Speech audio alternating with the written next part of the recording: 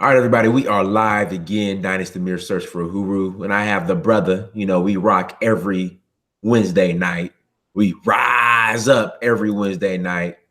Me and the brother, Kala Genesis, we're on again tonight. The topic is the tangibles that can be gained through pan-Africanism. Now, Kala, let me get your opinion on this. Right.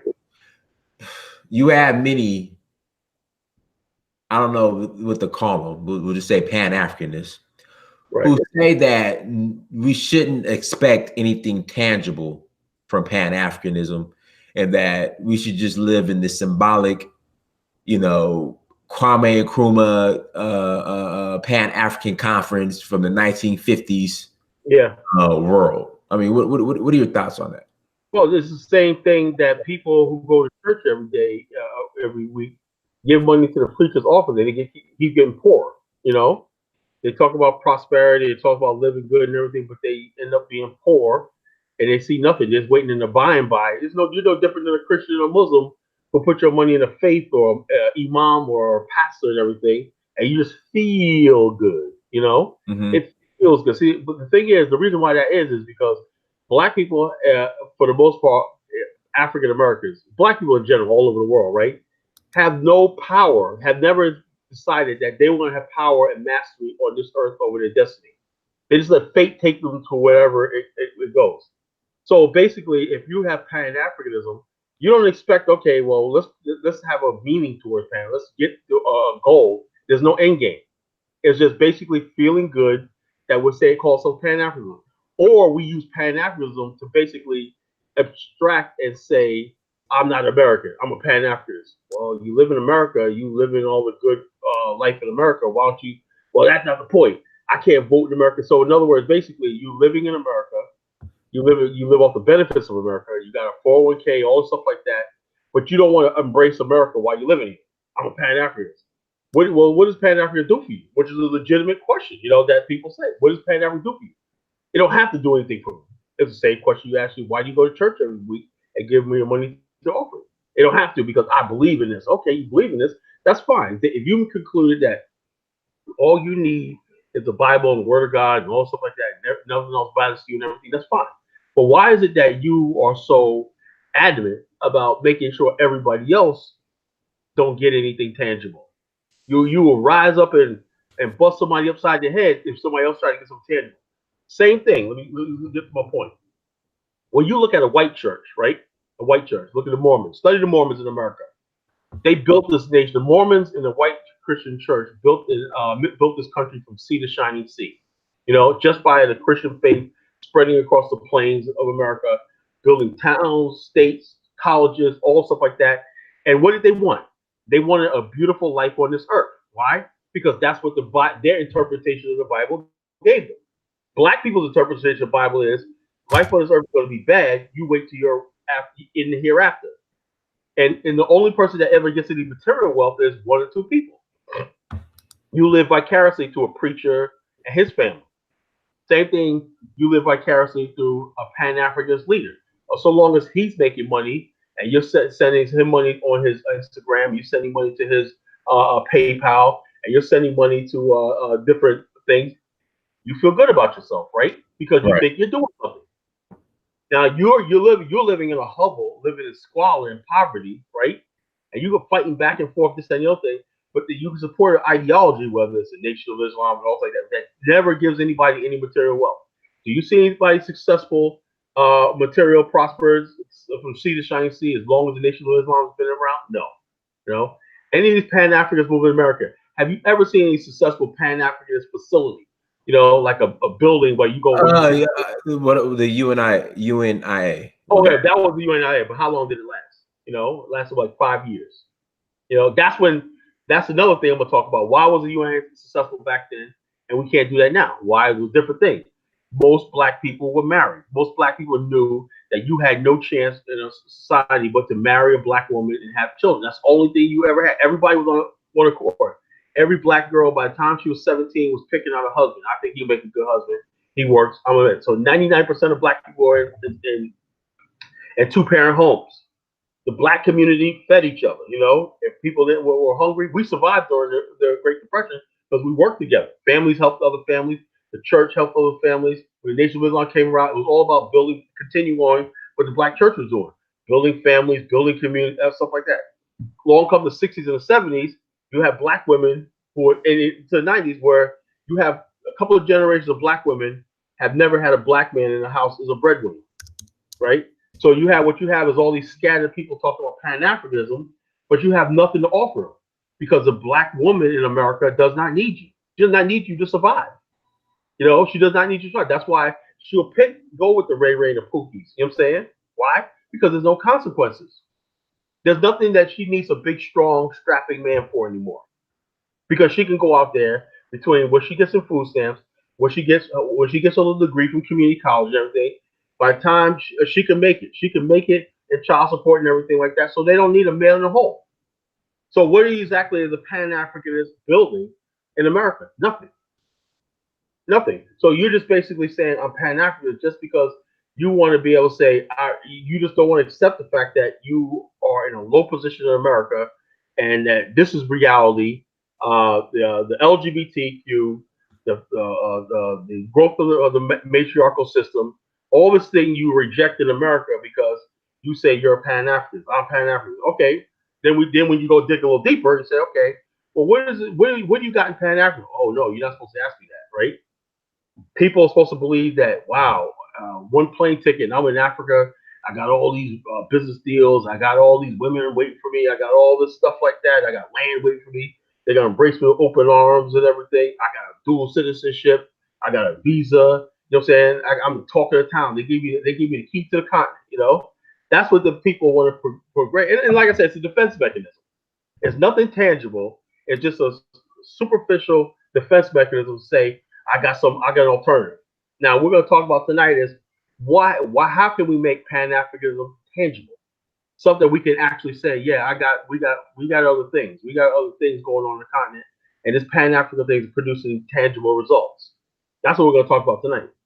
Because right now, as we see now, that as you've shown and everybody else has shown that there really has been nothing tangible in Africa for Black people in America. You got to fight too. You're just another foreigner over there. There's no Pan-Africanism between African people and the diaspora in Africa and everything. It's every man for himself. Let me ask you this: so what the response will be is, well, you know, the governments can't do it. Our Pan-Africanism is going to be a grassroots. You know, it needs to stay grassroots, and the government not. You know, the governments are controlled by puppets, and I mean that's an scapegoat, right? Because the same people will say that go out there and vote for the same puppets they claim that's out there. Every time election time comes around, I thought you said it was a puppet, but you see them out there, they're doing the dances and chatting it. But whoever's gonna, it's called rice bowl politics, chicken and rice bowl politics. Whatever politician promised you a chicken and a bowl of rice, you're gonna vote for. And so they vote the same people in based on tribalism, based on nonsense and everything. And then you complain, well, yeah, see, the neocolonialism and all stuff like that. Neocolonialism is the reason why I don't. So neocolonialism is why you're sitting in Ghana for 40 years with no dual citizenship. Is that neocolonialism? And then when the responses come in, you see that video you did with what's his name, Bomani, on thing. You see the comments in there, right? The kind of, you see people reveal themselves all the time. Well, I didn't read all of them. What were some of the yeah, people like you African Americans, you people in the West don't deserve to come here. You can stay in America. You guys shouldn't have land. You're going to create another Liberia. I see another Liberia situation coming on. All this kind of nonsense, everything. Now they don't say that to the Chinese people living over there. They don't say it to the English or whoever else. But they give the Nigerian. Ghana is kicking Nigerian businessmen out of Ghana because it's out of jealousy. You know, they're kicking them out. So why are you kicking us out? Why? Because they're successful. Or Ghana will go to, and I'm not picking on Ghana, but this can happen in any country. They're going and saying, well, you got to have $1 million worth in the bank to stay here and have a business license. You know, stuff like that. You got to show you have $1 million worth of assets to have a small proprietorship business over here. And the people, then Nigerians like, we're just trying to feed our families. You know, we're supposed to be brothers and everything like that. Why are you hating on us? So that's the reality of what's going on. On one hand, then when you say, well, why does it go on? Oh, it's neocolonialism. It's the white man. It's the white man. They use the white man as a scapegoat when it's convenient for them. But when it comes down to it, it's really all us black people. We don't want to do what is necessary to unite the continent and unite people across the thing. Now, what you have is African Americans saying, you know something, we're in a position of strength here. We don't really have to go to Africa. Black people can stay in America forever and not have it. Those of us who say we can. I disagree with that. Me personally, Africa is every black man's birthright, bro. I know that. But the thing is, though, right now it doesn't belong to Africans. You know what I'm saying? The geopolitical forces outside there, the Africans are hell bent on maintaining, like the president of Ghana. They're hell bent on staying in the Commonwealth. They're hell bent on staying in the French Union. They're hell bent on basically, even got Ethiopia basically trying to forge ties with France now to build its navy up. So when you have all these factors and everything, that's what comes first.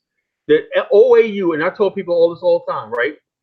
If you study the Casablanca agreement, and you had the Accra agreement, right, and all these different agreements that are supposed to move the continent forward in stages, right? The CIA, when they basically overthrew Liberia in 1980, the whole system of Pan-Africa that was supposed to unite the black people from the West, the black people living in Europe, the black people from the Caribbean, and all these places like that from Africa, all together, right? And the OAU was supposed to preempt every decision on the continent. In other words, basically, the OAU was supposed to replace the French Union, the French monetary thing, the British Commonwealth. All these things were supposed to be faded out eventually, like the Indonesians did, right? Faded out eventually, and the OAU was going to be the preemptive body of government on the continent with its own Security Council, its own military, everything of governing the continent. When Tolbert was killed and they tried to uproot it in '79 with the rice riots. The rice riots was in Monrovia was basically to try to thwart the Pan-Africanist Congress in Monrovia in 1979. People don't know that. Mm-hmm. A year later, Tolbert was overthrown after he met with Idi Amin and all these other people. He talked with Gaddafi. He talked with China and Russia and everything like that. He said, we're going to replace the Russians and all these people said, we're going to help you replace the Western influence in Africa. At the time, though, the war was raging in Angola and Mozambique and these countries like that. Liberia said, we're not going to help the U.S. establish a base of operations in Africa. Now you got U.S. bases in Niger, right? Drones and all the stuff like that flying out of Niger. The Liberian embassy is a $160 million building in the poorest country in Africa. What the hell did the U.S. embassy need to be $164 million building? What do you think is going on in that building that will warrant? You know what embassy is? Embassy was supposed to be a small building. But the building there in Liberia, Monrovia, is as big as a Pentagon. You think they're just doing embassy work? No. It's a base, and no one's ever seen inside the embassy. You're talking about the U.S. embassy? The U.S. embassy in Monrovia. Well, you got to understand, the U.S. embassies everywhere on the continent are huge. Yeah, but not like the one in Monrovia. You got to see the one. Shout out to East Afro Dude for the super chat. Thank you, brother. Thank you so much for the super chat. And then shout out to Gregory Wyatt for the super chat as well. All right, go ahead. Okay. Now the one that just like the United States have a big embassy in Haiti. Now two of the most messed up countries in Africa have the biggest U.S. embassies. Why is that? You know? Well, I mean, Mali's U.S. embassy is the U.S. embassy in Mali is. I'm telling you, the U.S. embassies all over are. But and the thing about the Mali embassy, you've probably seen pictures of it, right? No, I see it. No, I see it in person when I was. Okay. Oh, you saw it in person. There's never been anybody have ever showed me a picture, the actual picture. I've seen sketches of the embassy and everything in Monrovia. It's huge. It's huge. It's very huge for that country. And the way it was built, Liberia was still a war-torn country. It hadn't even had a functional government, and they built an embassy. And not only that, the United States does not give Liberia that much aid.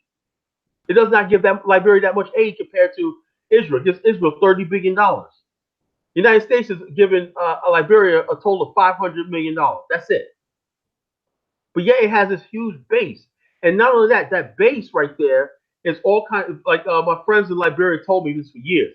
They said the United States uses its base in Liberia for all kinds of activities throughout the continent. It's a spy station. Let me give you history background on this. The United States used to have this tower in Marshall, Liberia called Omega. Okay, it was a huge tower. It was a satellite tower that was built during the time when Tubman was there, right? And it was a spy satellite town, which the United States used to be able to pick up signals and coding from the Soviet Union, Malaysia, everything, all over the world. In 2000 and I think it was 2008, they tore it down, and right now they built a woman's they call it still called Omega area, but they built a with the help of black sororities in America. They put $500,000 and they built a marketplace for the market local women there. But the tower had to come down. It was a symbol of the United States presence in Africa. The United States was conducting its war in Angola from Liberia. That's what the tension was about. You know, that's why the coup happened. Tolbert said, we want you to stop using our country for landing and doing spying on the continent. Mm-hmm. And he wanted to take that tower down. And then what happened was the coup happened. Samuel Doe said, you can keep the tower, and they expelled the Russian, Chinese, and Libyan diplomats. So what I'm saying is, while we talk about independence in Africa, the Westerners have re-entrenched themselves back on the continent, and they're not going anywhere. They're not going anywhere. They're not going to give up until black people on the continent said, we've had enough. You guys have to get out. So as long as that is the case, we can't call Africa a birthright when you got more Europeans going there making money and settling like they own the place. We can't call it a birthright. That's not going to happen. The only thing that's going to happen in Africa is a revolution. These old colonial borders, these old colonial ties with Europe and America, they all have to go. Africa has to head for another a real revolution. Not no, here's a government you could take over and we'll let you administer what we already put. No, Africans need to really tear down these systems and everything and build up from the ground up. Get rid of all these Europeans and all these parasites on the continent and basically unite with black people in America and let's build a continent together. That's the only way it's going to happen. Until then, we have really nothing. We have nothing tangible. We have something superficial. It feels good. Okay, we go over on a trip. You know what I'm saying? We hug and we kiss and this, that, and the other thing. And the bottom line is while you're hugging and kissing, there's a white man driving first flying first class going over there to make a big deal. You know, they used to Europeans coming with bags of money to invest. They're used to us coming over here. Oh well, you know, everything's good. The dynamic has to change. It has to be something tangible. Mm-hmm. Now people say, well, what's the deal? Well, okay, it's like this. If we don't have anything tangible, we're gonna look for the countries that will do something tangible. You know, I have my friend Mark Blanton. He has a world-class travel agency in South Africa. I met him in Virginia Beach a few years ago. Mm-hmm. Out here, he has a world-class travel industry in South Africa. You know, he has something tangible, right? You know, South Africa, you don't have to. If you're Black American, for the most part, you don't have to go through all that nonsense about visa every 2 months and all kind of stupid stuff and everything. You can own land, you can own businesses, you can register a business. That's to tell you a successful country is where you say, well, the ease of doing business. You go to a country and basically, well, they give you a runabout on the business where you got to have Ghanaian partners or Cameroonian partners. You got to have Nigerian partners. You got to pay this one, that one, that one. There's no transparency. There's no person because countries like Botswana, they have special agencies that monitor corruption in the country. They ask foreign investors, anybody try to extort you? Did anybody try to get money out of you? Okay, no, okay, we're gonna keep an eye. But if you have countries that don't do that and everything, you're constantly looking at you got to pay Rob Peter to pay Paul, stuff like that. You're not really having anything tangible. Well, okay, Colin, if you were to reboot Pan-Africanism, I mean, I know you enjoyed the conversation with brother Kemi Seba. Like I said, I would say right now he's by far. The as of right now, as far as our generation today, the most profound Pan-Africanist right now on the planet. He said something interesting. What did he say? He said when he said, because the thing I respect about him is he's dealing with Pan-Africanism from a realistic and logical point of view. Yeah. You know, but Yeah. but go ahead. Okay. Oh, there's my camera. Oh, there's my camera. All right. The thing I liked about him was he said, if you guys are interested in building a nation, you got to build it over here. I'm like, thank God somebody realizes that, if you're going to talk about building, if you're talking about a real tangible nation, that the only place you seriously could build is on the African continent. He said you build it, and he understands that building such a nation, he would benefit and Africa would benefit. When people basically talk about, no, we can't build no nation in Africa, y'all need to stay in America. And these people are basically writing, look at where they're writing from Australia, writing from Brussels. You got all these people living all over the world talking about what we can't do in Africa. They are the first boat out of the continent. They're first boat to the west. They stay for generations and everything, but yet they're always concerned about what we're talking about doing in Africa, what we're gonna do in our motherland. So when he said that, I was like, well, that's really that he talked about. He was Khalid Muhammad and all stuff like that. So in other words, basically, he's somebody that basically grew up around Black America, and the bottom line is this. And he sees probably what Africa is lacking, right? It's that consciousness that Black America. Every time I hear Black people, somebody from Africa say that you guys have the consciousness, right? What they know is this: when to most people in Africa, it seems to me, a French is no different than a Black American. Both foreigners. But someone who has a consciousness of living in America will tell you, no, there's a difference. This person is Black, right? When he marries into African culture or lives in African culture, he's becoming part of us. He could melt back into African culture and African society. Europeans, no matter what you think, Europeans will never melt into African society. I don't care how many dashikis you put on them. I'm saying, I don't care how well they learn the language and everything. Africa is about being Black, or the Black race, and that's what Pan-Africanism is supposed to be get back to. Right now, Africa is being defined as by geography. So remember Teresa Hines Carey, John Kerry's wife? I don't think you remember. 2004, John Kerry ran for president. No, I remember when he ran for president, but I don't remember his wife. His wife is Teresa Hines Carey. She's Portuguese from Mozambique, right? Mm-hmm. She was born in Mozambique, right? Everybody, this is where I basically started saying, well, we need a colonization back then, right? And we need a cultural movement and cultural identity. Everybody was saying if he gets elected, she will be the first African American Kerry's wife was Black? No, she was white. But she was born in Mozambique. Oh. Okay. And everybody was saying that she would be the first African American to ever be in the White House, Mm-hmm. And then that girl, that actress Charlize Theron, the South Africa. South Africa. Everybody calling her an African American. Yeah, and so basically, and that's why I said I gotta reach the world. I said we're losing our culture. On one hand, we have the so-called hip hop nation, right, which includes all kinds of people that listen to so-called hip hop and everything. That's going to be a voting block. They got rid of the Black vote, and they basically said, let's create this hip hop vote, right? Mm-hmm. And I said, when I got on the internet in 2006, I said, only a colony nation is going to survive, right? What's a colony? It's a Black nation. It's the nation that identifies with our roots. Our roots come from Africa, and we basically, via the transatlantic slave trade, and our identity is people that were enslaved on the plantations in North America. That's who we are. That defines an African American. Not if you were born in Africa or don't have roots in the slave trade, or if you're white or Black and everything. That's African American. Now, if you're a Nigerian or whoever, Jamaican, everything, you can come to America and assimilate and be part of the African American culture and community, as we're the dominant Black group in America. Okay, I said, well, I wanted some definite definitions on who and what an African American is, and who's an African immigrant, who's this. And white people in Africa are Europeans in Africa. They're not Africans, And the thing is, I get kicked out of African groups, so-called Pan-African groups, by stating it. They tell me, well, Kyle, that's racist. Pan-Africans, all Africans. Well, wait a minute. You got the Boers in South Africa. You gonna honestly tell me they're Africans?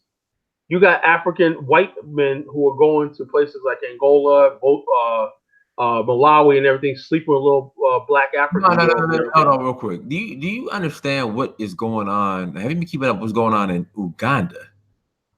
Oh yeah, well, run it down to me. There's so much going on. Now you Okay, talk about the mess with let's Paul Kagame. start off with last year with the white pastor who socked the hotel, the bellman or Oh, I saw that. I saw that, and they basically, guy punched I saw that. in the face, called him the N word. Then there was this white woman who was running botch operations on African children with no medical license, no medical anything. So she escapes into the Uganda, I don't want to say bush, but village area, forest, whatever you want to call it. And is still performing these operations on these kids. She has this, What exactly is she doing? well, okay, so basically she has this it's either like an NGO or a nonprofit where people who don't have access to healthcare, she treats them holistically. Yeah, hopefully. That's another thing I'm getting sick and Yeah, tired of. yeah. And so she's doing these botched operations, and like four or five kids died. But she's still running around Uganda doing her thing. And then you got this German child molester now in Uganda that they're trying to find. Like, I just don't know what's But, hold up. But Bobby, what's his name? Bobby Wine. Bobby Wine is Yeah, he's the facing issue. He's the issue. He's the issue. and Wardy Maya. They kicked Wardy Maya off African Sun. I Yeah. love Wardy Maya. Hey, Wardy Maya, our African son. Mhm. They kicked Wardy Maya out of the country. They said, "Well, why you kick me out of the country? Because you make our country look bad." What's he making the country look bad? Your YouTube videos are making us look bad. And then Paul Kagame, Museveni is going for a sixth term. Now, mind you, folks, he's been in office since 1986, the year I graduated from high school. Okay, that's on my age. 1986, I graduated from high school. I remember when Museveni became president. So I was he came in right after Idi Amin. No. He came in. He it was Milton Obote who Uh-huh. took over after Idi Amin. Obote came in 1980. For 70 had him overthrown like around 83, and they'll go back and forth. Then finally they had an election, and Museveni won in 86. Okay, it was Milton Obote that came back to power in Uganda. It lasted until like 85 or something like that, as I recall. And then Museveni came into power in 86, and he's been in power ever since. Mm. And he's running for a sixth term. The Constitution of Uganda says you can't be in office past 75. They had a parliament riot. You ever see that parliament riot? Everybody was kung fu fighting. The Right. whole parliament broke down to all-out brawl because he had the Constitution changed with his lackeys to allow him to run for another term past the age of 75. But yet this guy, his biggest concern right now is Paul Kagame. Why?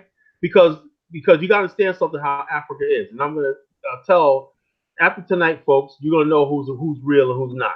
Right. Anybody who talks about Paul Kagame and Rwanda is a is a traitor, is an enemy.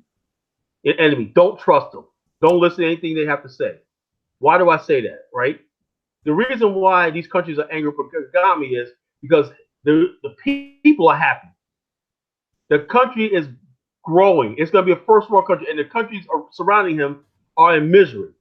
They got poor leadership, bad leadership, and everything. So what they want to do is bully Rwandans, threaten them with war, and threaten them. This is the thing. What we have in Africa, and even in America too, right? What we have is mob rule disguised as democracy, and supported by a worldwide NGO system, right? That gives a platform to anybody that whenever they get ready to fall out with somebody, they'll say, "Okay, we got this person right here ready to take over."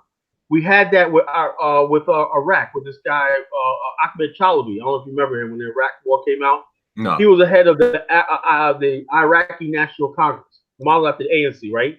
He was in the West for years, right? He told Dick Cheney, Rumsfeld, and all of them that if you get rid of Saddam Hussein, put him in power, he will be greeted as liberators, right? George Bush took that advice, and for right now, that's why the Iraq War happened. People don't seem to remember that. Everybody got amnesia. Ahmed Chalabi, they went on solely on Ahmed Chalabi's information that says if you put me in power, the people were greeting you with rose petals and cherries and candy. Oh, it's rose petals and cherries and candy because we're still in Iraq, all Right. these years later. Ahmed Chalabi basically was, I think he passed away a few years ago, right? He basically lied and basically didn't understand. He knew the complex of Iraq. If you get rid of Saddam Hussein, the whole country's going to collapse because he was the only thing keeping the country together. I tried to warn people even back then, right? I studied the country. I said, you thinking of everybody's like America. People were saying, man, Disney's going to come over there. They're going to build a Disneyland. They're going to build new shopping malls. Disneyland, Iraq. Yeah. Disney. They said, well, you had these two white chicks up there. And I call in America. I call them America and stuff. There was these two dumb, ignorant white girls were over there talking about, witness to the Iraqi people talking about, yes, America's great and you want to be like us. I'm like, they don't want your shopping malls and your all the stupid stuff that you talk about. These people want blood. You can talk about people living in the 4th century. And what happened? As soon as the United States, Saddam Hussein got in power, all these sectarian groups grouped up. And that's why you have ISIS. And then the icing on the cake was, oh, why we got this country in a place? The worst thing ever happened. Let's build a caliphate. Let's build Iraq was a secular country. Mm-hmm. It was a modern country. The friggin' idiots that believe in this sectarian and this Islamist extremists, they were the minority. But when you put guns in their hands, right? This is what I'm talking about. When you put guns in somebody's hand and you give them impunity, right? So in other words, basically, these sectarian would every time they see somebody rape somebody, kill somebody, they'll go to the United States and say, oh, these guys were collaborators with Al Qaeda. That wasn't the case. We got everything under control over here. Fallujah, everything's under control over here. The whole time, they're biding their time so they could build this caliphate and raise ISIS up, Mm-hmm. And when George Bush had that surge and gave them billions of dollars, what do you think they did with it? Did they build Disneyland? No. Of course not. You know what I'm saying? What they did? They built an arsenal. And we're still suffering from that to this day. 4,000, almost 5,000 U.S. troops killed and 10,000 maimed. And also, you have $4 trillion spent on that war. And this is why I tell people all the time, I don't care what anybody says. Hold on. I'm in Ross in the chat room saying that Uganda and Rwanda is pure propaganda. I don't have time for Amon Ra tonight. I thought he was supposed to debate O'Shea or something, Why do you got to come on be bothering me tonight, Amon Ra, go away, Amon Ra. Go to sleep. Isn't it like what, 3 o'clock in the morning over there? Yeah, it's like 3 or 4. 3 o'clock in the morning over in Kenya. Go to sleep, Anyway, I forgot my train of thought. Jeez, I forgot my train of thought, Amon Ra. Brother Amon Ra. Amon Ra, man. One of a kind, man. They don't make them like that anymore. Thank God. Anyway, the bottom line is, as long as you have this mentality of the mob, you know what I'm saying? And I'm very careful right now, and I see the mob mentality building on YouTube, right? Where people could just shout you down, be loud and abusive and everything. And as soon as they get more than 5,000 subscribers, you can't tell them anything. I'm the truth. You know what I'm saying? They people got no jobs, no income coming in and everything, no place to go. They're sitting in their house all day and all night and whatnot. And they look at their subscribers. I'm at the 5,000 subscriber. So that means you must be knowing what you're talking about, Mm-hmm. But when you talk to the college Genesis, you better come correct. Come correct. Because I'll pull your card. The bottom line is this. We have this mob mentality in the black race. I don't know what it is. I don't know why it is, right? Why do black people feel like they're so unsure of themselves? Black men feel like they're so unsure of themselves. They let idiots run all over them and take control. Idiots get in control of this insane asylum. We have a mob mentality right now in Uganda, right? Where you got Rwandan dissidents, right? This is professional dissidents. The CIA has been outed. Like we stopped that building of the U.S. base in Ghana, right? Why? Social media. Social media. Right. So let's give ourselves a hand for that. Come on, Dennis. Give ourselves a hand for that. It's social media that they hate. Social media, right? And we basically call these people on a copy. You build a U.S. base in Ghana and whatnot, and Ghana's gonna look like a sellout country. And guess what? People are gonna stop coming there. People are gonna stop building there. We're gonna label you a sellout country. As simple as that. And I don't give a damn if you don't like it or not.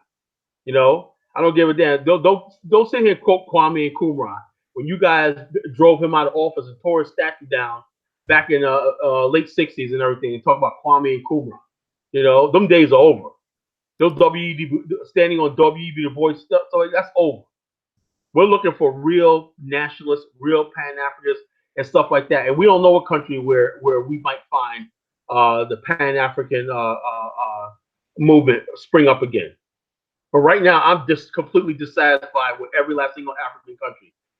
Now, as the BAIO, I don't speak for the whole entire organization. I just say it like this: when we start steering people to the continent, we had a conference call the other night, and people were like saying, "Oh yeah, we'll call it.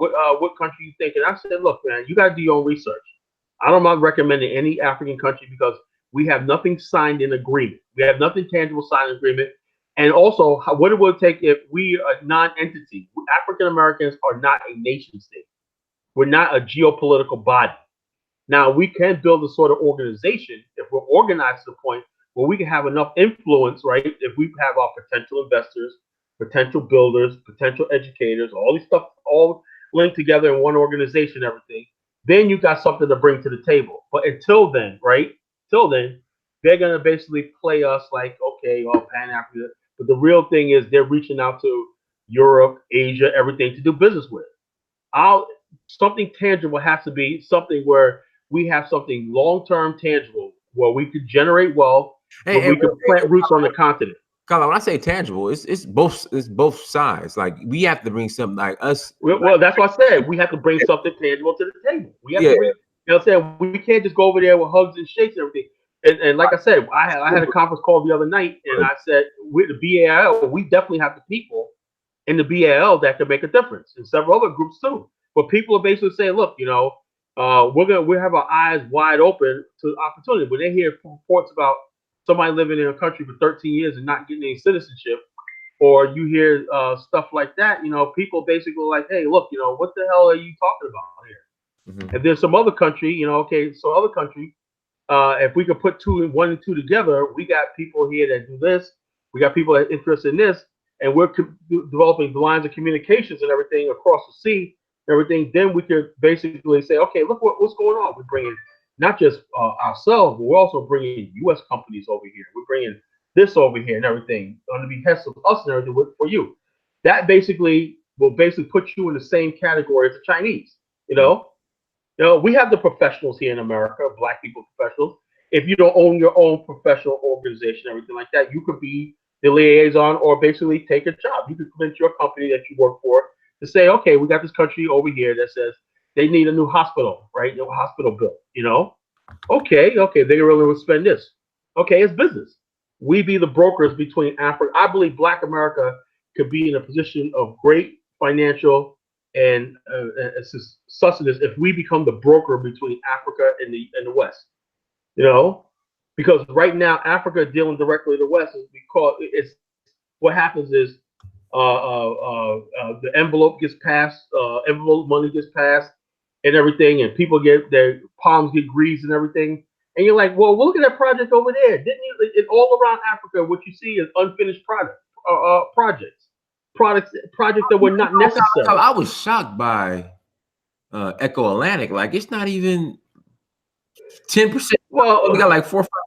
Well, they knew that was going to take a while to build and everything like that. But like I said, John Cashin gave me a lowdown.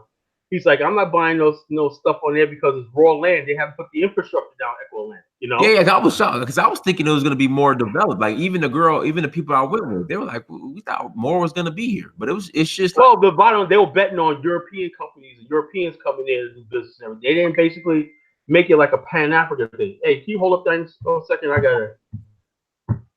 All right, go to the restroom. Give me a second. Okay. Yeah, everyone, thank you for joining us. Make sure you hit that like button.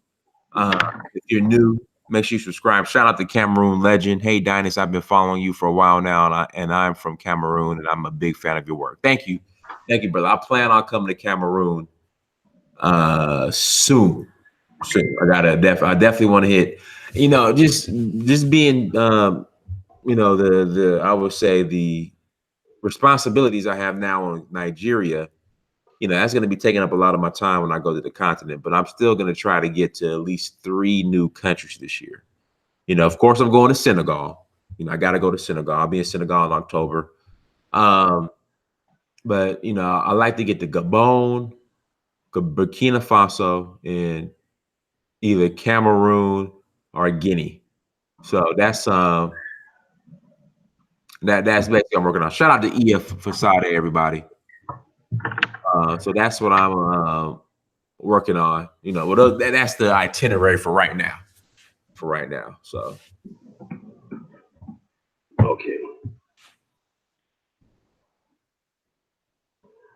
Okay. Okay, I'm back. mhm. Okay, about Echo Atlantic. What would happen if the former governor of Lagos, Nigeria? I mean, a groundbreaker Echo Atlantic. Guess who? A familiar face that I saw at Echo Atlantic was former President Bill Clinton. He was there at the groundbreaking. Oh, really? A few years ago. Yeah, he was there. You know, I've seen a couple of African Americans. Aliko Dangote was there. I haven't seen of course. one African American shake hands with Aliko Dangote. Oh, whoa, hold on. Let me show me anywhere. I'm trying to think. Hold on. There is none. I'm willing. Oh, here we go. Well, does Barack Obama count?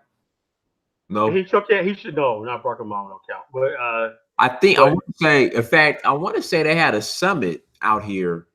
And I'm going to say either Bob Johnson or Damon John, at least. In fact, let me look it up. You made a good point. I have not seen. I thought Bob Johnson would be with Aliko Dangote. I haven't seen it. I have not seen anybody black prominent person in America with Aliko Dangote. But you know, he's not even mentioned. You know, when he comes to America, he's primarily with Bill Gates. But what I'm saying is this, though. He has made pan-Africanist overtures for years. He said Africa is a place that he made all his money on the African continent, the richest black man in the world. Mm-hmm. If he is the poster boy for why we should be in Africa, I don't know what is.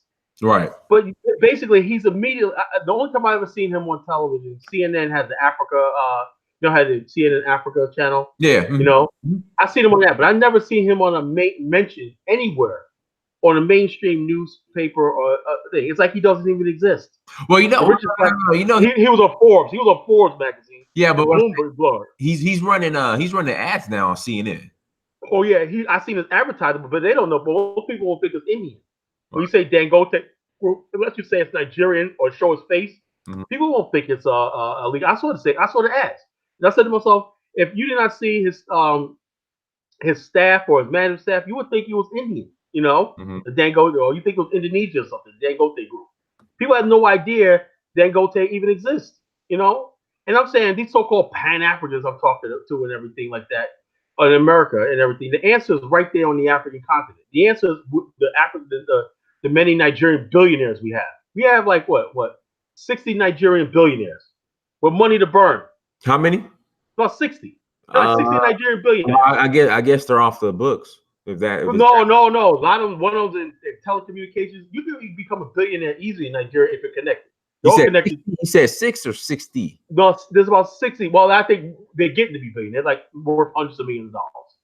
Okay. And about 10 billionaires, but there's like about 60 super rich Nigerians, Yeah, okay. And they produce millionaires every day, in the country.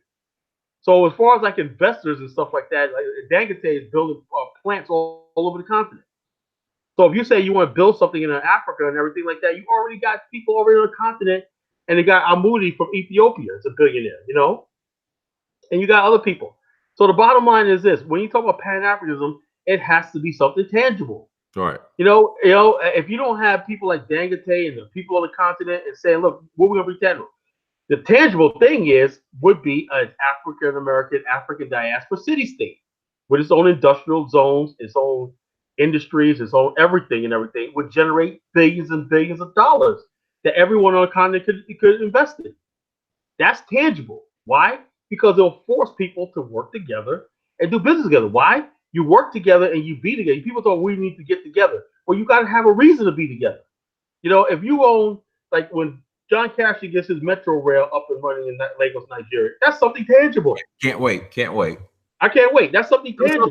The people that keep saying that there's no need for tangibles, it's all about symbolism. You know, there's No, because those are the people that don't want to do anything. You know, they want to get big for doing nothing because they read how Europe underdeveloped Africa. That's their claim to fame. Or a couple of years they'll say, "I read Carl Genesis Journey to the Promised Land, man. I'm the shit, man." They read 2 books in their life and everything like that. They think they know everything. So they go on YouTube and they get a following. Oh, that's brother deep. This brother deep, man. He's deep, man. I got every book somebody read. Well, they got dudes out there. They got every CD and book that they were like, but they ain't got nothing to show for it. Right. The books and everything is supposed to get you to the place where you figure the truth. If you read enough, well, let me tell you something. We know what got me really to pan-Africanism and everything. It's just reading books and novels, right? Because you start seeing common themes throughout history, right? Common patterns. You see common patterns of success, common patterns of failure. And so therefore it leads you to the point where, look at your situation here in America. How can I get to the next level? And it leads me to the point where most people who were successful did it this way, right? And that's what led up to this land infrastructure nationhood.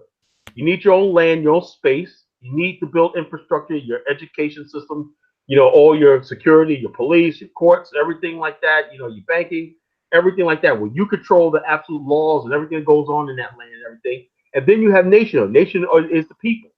The people could be different ethnic group, but you want to have a sense of nationhood. Paul Kagame did a good job. You're no longer Hutu. You're no longer Tutsi. You're Rwandese. You know what I'm saying? African countries have not taken that thing. That would be something tangible if we had an African country that was detribalized and they say, okay, if you're black, you can become this right here. And you're like, okay, I'm here to talk. But if you go to a country and your American sticks out and you can never join some tribe because you weren't born in there, everything, you don't have any freaking chance. That's not anything tangible. That's something superficial. You just get to say you live in a country where people look like you. That's nothing tangible. Tangible is when you have something. You have deeds. You have rights. You have property. You have roots. You're planting roots. You have continuity. You have all these things. You have protection. You know, you feel like you're in a sanctuary. You know, that's what's tangible.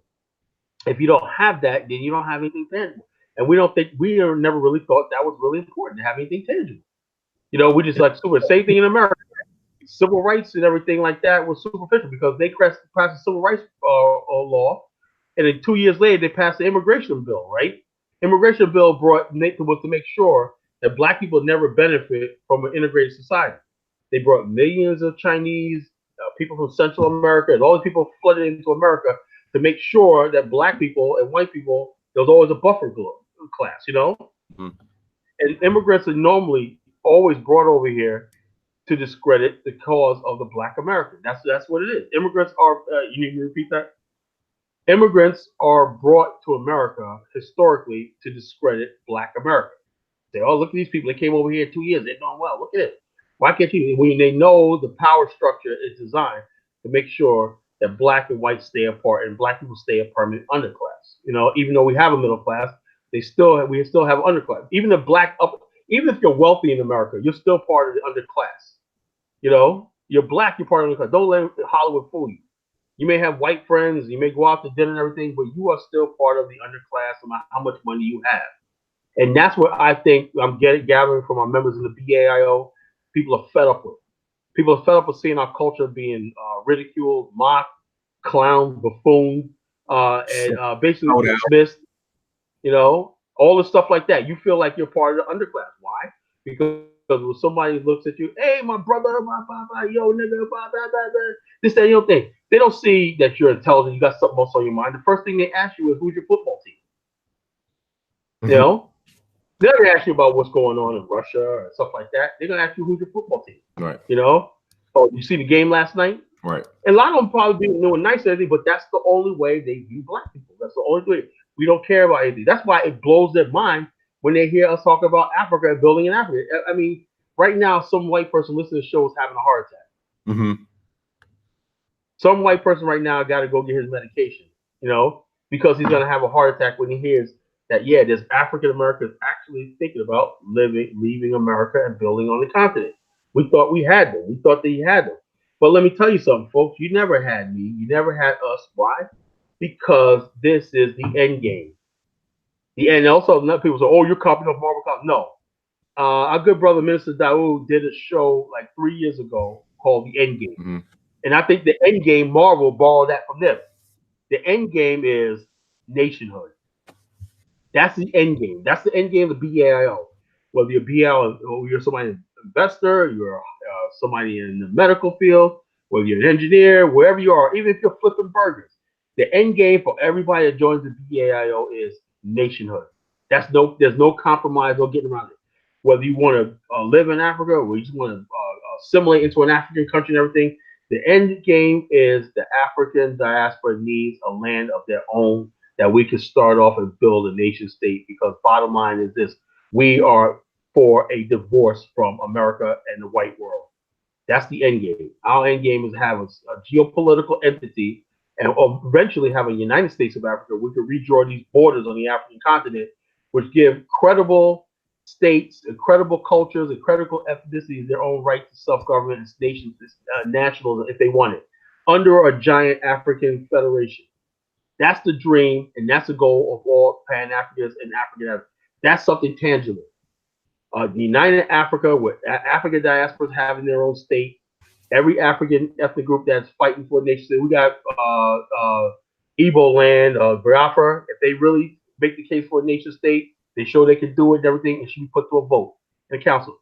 If Western Cameroon wants to have English-speaking Cameroon wants to secede from Cameroon, so be it, right? Anybody that has a credit, or Romos in Ethiopia, if they make a credible case to succeed, right, that so be it. Every group of people should have a right to self-government. I'm a part of an organization called the Organization of Emerging African States. Bottom line is this: the emerging African states. I believe that the African diaspora should have a state to settle on. That's part of a host country, will eventually become an independent or part of a United African Confederacy. This is the things I believe the Pan-African can be tangible, right? Why? Because the West in Africa is getting something. They're getting a homeland in Africa, and Africa is also getting free education. You know how much it would take if you take all the graduate HBCUs, right, and you take 10% of them and send them to Africa. You know how much that would cost of African countries? You know, you see student loan debt, right? $1.5 trillion student loan debt, right? Crazy. Education is not free. If we can offer Africa all this free education, how fast would it grow? These economies grow. But unfortunately, my Africans don't value education. You know, that's a sad part of it. I gotta disagree with you on that. Let me clarify what I said. Let me clarify what I'm saying. What Africans don't do is this: instead of building their own engineering schools, they have the Chinese. There's no reason why after 50 years of independence you have to have Chinese engineers come in to build anything on the continent. Africa should have had an education pool, like Kwame Nkrumah said, a technician engineering pool. Malcolm X said, we're going to give you that, right? With the Organization of African American Youth. And these people brag about Malcolm X being killed, I'll smack you in the face. Because had Malcolm X lived, we wouldn't be on this conversation right now. You know, we wouldn't be here right now if had Malcolm X lived. You know, the best leader we had in the 20th century, I think he was probably more potent than Malcolm Garvey was. Malcolm X said, some people may disagree, but Malcolm X told Kwame Nkrumah and all these African leaders, they said, we're going to build you this technician pool. All these skills there. He said, yeah, Kwame Nkrumah said, you guys got a library, you got everything in the West. Get those skills, get that knowledge, and come here and help us build, right? Well, they got rid of Kwame Nkrumah. Malcolm X is dead. Kwame Nkrumah is gone, and their message is gone. And now it's all about the average African only cares about himself and going to Europe and living in Europe and chasing white girls. I know them all the time. They're college. What you hugged? I look on your Facebook profile. You're hugged up with white girls and Asian girls and everything. But you concerned about the future of Africa. Okay. But so that's it. You know. He's like I said, it's hilarious. It would be sad. It would be funny if it wasn't so sad. You know, it's in there hugged up with white girls, and we're not talking about Pan-Africanism. All right, y'all Negroes crazy. You know. True. So it's like that. Go ahead. So, go ahead. Yeah. Yeah, but everybody hit that like button too. Let me hit the like button myself. Yeah. Come on, folks. 80 likes. Come on. We can do better than that. I got I got 53 dislikes, so somebody gave me your Oh yeah, somebody hating us. Like,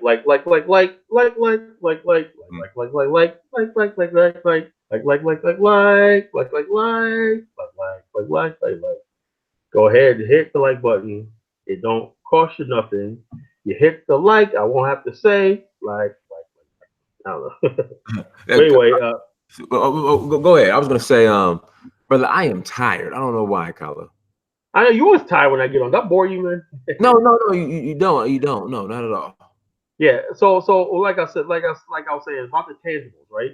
Mm-hmm. The tangibles have to be written, written agreements and stuff like that on a high level. It can't be a grassroots anymore. We can't be a grassroots anymore. You can't go to an African country and sit back act like Negroes. Oh yeah, you do that in America.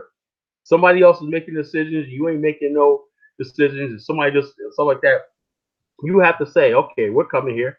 This is what we have. Now the problem is, in Africa, a lot of people are retired.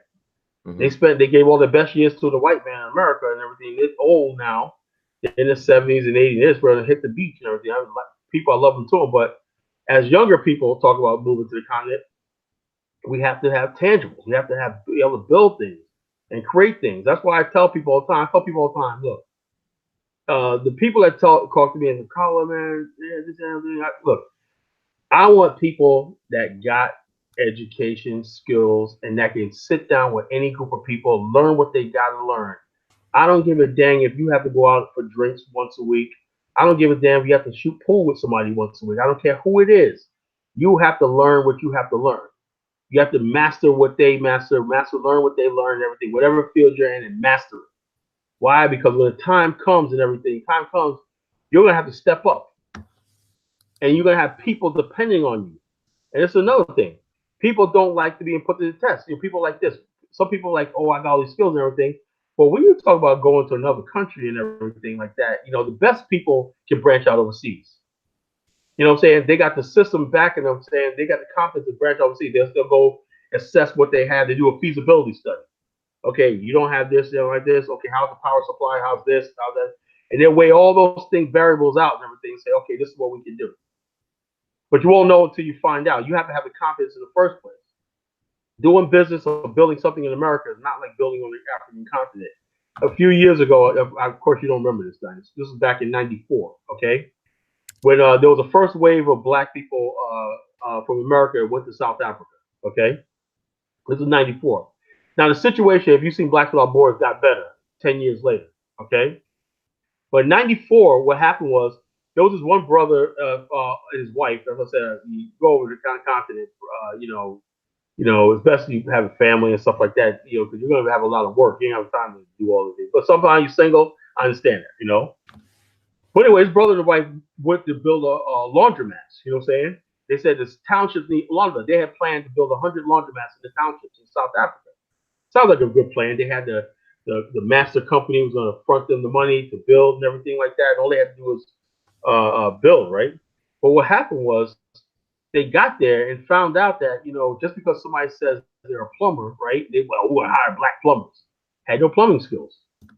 They didn't have the adequate amount of carpentry skills. They had to wait 3 weeks for an electrician to show up. When he did show up, he didn't know what he was doing half the time. They don't have to do business with the white Afrikaners, the boards and everything like that, and bring in experts from overseas, from other countries, and everything, because the black population didn't have the skills to accommodate what they were trying to do. But I guess a couple of years later, stuff like that, they finally got up and running and everything. But they said they had built laundromats in America, right? And they said, well, they taught us something. We go to another country, you got to learn about all these things. Everything's not America, So what if we basically bring the same mindset of skilled labor, like Aduja's group in the PAO, skilled labor, and all these things, and we bring those to the African continent, without standards, standards. Oh my God, Carla, how dare you say that? You telling me that? Yes, we're talking about standards. We're going to bring our standards to the African continent. You're not going to go over there and do a half-ass job and be associated with me. I only want the best. You got skills and everything. You better show your portfolio of work. Why? Because when you're good and everybody that we send over is good, everybody's gonna be like, well, BIO and those people, they don't send anybody over here. We're getting the best. And I'll sit there and wait 100 years before I send anybody that ain't qualified. And people have to understand that just because we're nationalists don't mean we have sympathy. We got higher standards than you have in America. We have, because why? Because we're only going to get one chance to make it. Like I said in the past, man, whatever perks or whatnot that you have access to in America. You have access to basically the lifestyle you live in America. You can live in anywhere in Africa, right? For cheaper, for cheap. for cheaper, for cheaper. You could buy for what you pay for a house over here. Now you got houses going for $500,000, right?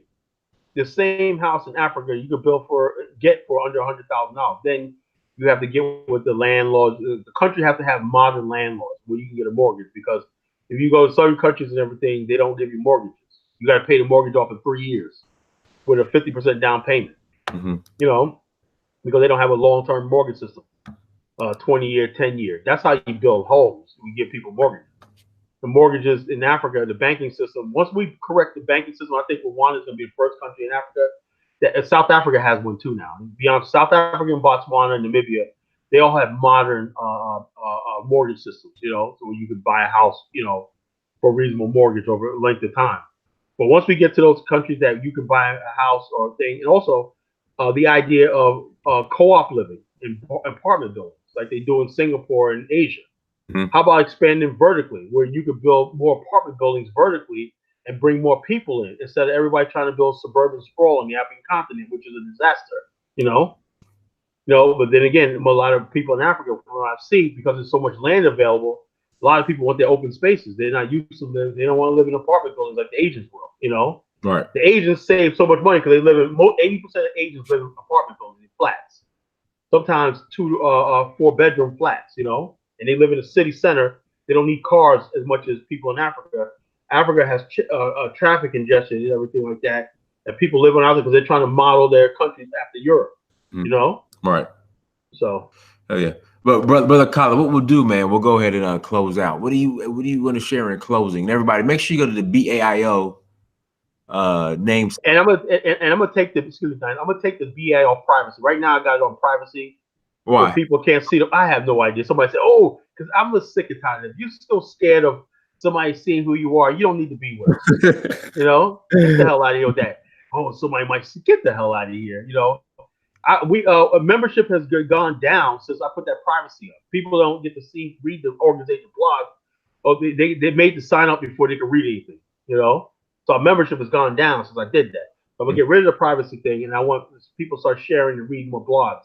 And that's when people get excited. When they read the blogs and the videos and stuff like that, and old shows from My Name Is My Name and stuff like that, and you read our old shows and everything. And I have a meeting with somebody tomorrow, and from the BAIO. He lives here in Virginia Beach also. I mean, he's meeting me in my office tomorrow evening, you know. And so we're going to talk about forming the local, the regional chapter here. You know, we're going to have a regional BL chapter here. It starts with a thing, and we're going to develop, hopefully, inspire people to develop their own city chapter, and then eventually each city and each state form a state chapter, right? And then we'll come together and form an international body, you know, and be able to send delegates to the African continent, every city in Africa, and have BL representation worldwide. But it starts with building the local. You know, I want to get together with the black. We have plenty of black business people here, plenty of black nationalists here, and everything. And I want to get them all on the same page. That's my goal. Yeah. You know, brother Colin, brother Dinus, so much. Oh, hold on. Tell us about before we go, Dinus. Tell us about your coronation. Oh man, it was great. I'm about to put the video up, but it was beautiful, man. I mean, oh man, you look amazing. You were representing us, brother. You know what I'm saying? You're chief now. It's such a blessing, man. It's such. So now since you're made guy now, so we're all connected now, right? Yeah. We're all connected now. We're all. Yeah. It was like I said. I'm actually about to load the video here, before I go to bed. So, but yeah, it was. I mean, bro, just using this right here, this. Oh yeah, that passport. Show that passport. Nigerian passport. Public of Nigeria. Such a blessing. That's something tangible, folks. You see that passport? That's what we're fighting for. You know, we're fighting for us to have dual citizenship in any country we desire. We're desiring to build infrastructure on the African continent. Ultimately, a sovereign city, state, or nation state on the African continent for the diaspora, slave descendants. Our reward for 400 years of hell. in North America and South America and Central America and the Caribbean, so we could all build this nation state, build our best minds, and have some freedom and have an escape. Because the worst thing in the world in America is when you read about these police shootings and all this stuff like that, and all the buffoonery that we see in Hollywood and everything. You need to know that there's some place out there that's yours that you can escape to. Then you can deal with this place. Then you can deal with America. You can kick your feet back and say, look, when all hell's that, I'm just my passport and one plane ticket away from all this bullshit. That's what we're trying to do with the BAI. What I'm saying, and this right here is an example of pan-Africanism at work. My brother, my Nigerian brothers on the ground, me, we I mean, this is an example of pan-Africanism at work right here. This passport. This is tangible. All right. That's real. That's real. That's real. So if all you guys think we're playing games, I don't know what to tell you. Like I said, and let me say something about Garbage Town.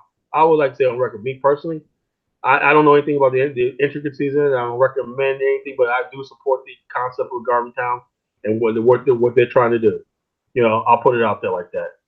What they're trying to do and everything. We have disagreements and everything, but when I see somebody trying to do something tangible, right, I'm for anything tangible. You know, so you may hate my guts and everything, but I'll still support you.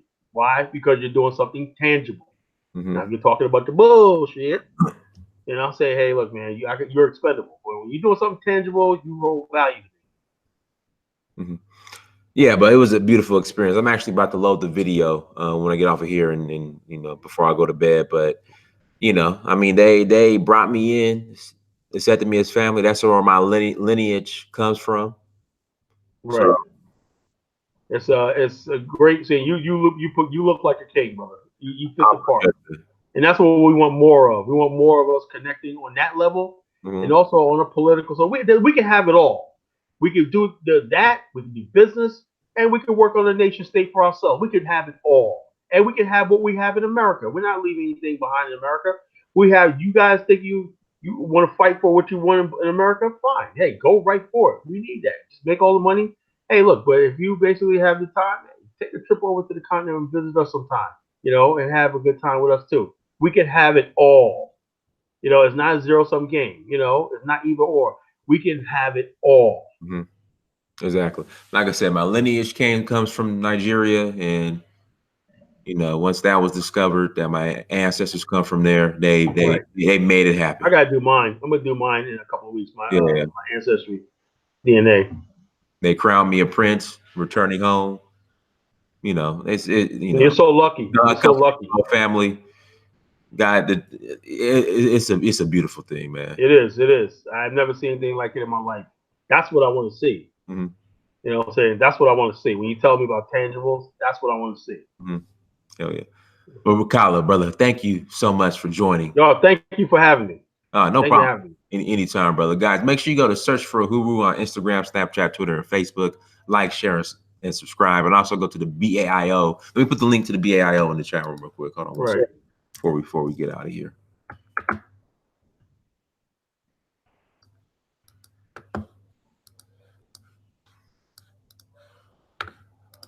Here we go. Bam.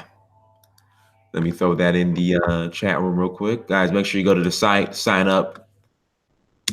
Everyone, until next time, Dynasty Mirror, search for Uhuru, College Genesis. Peace. Peace, brother.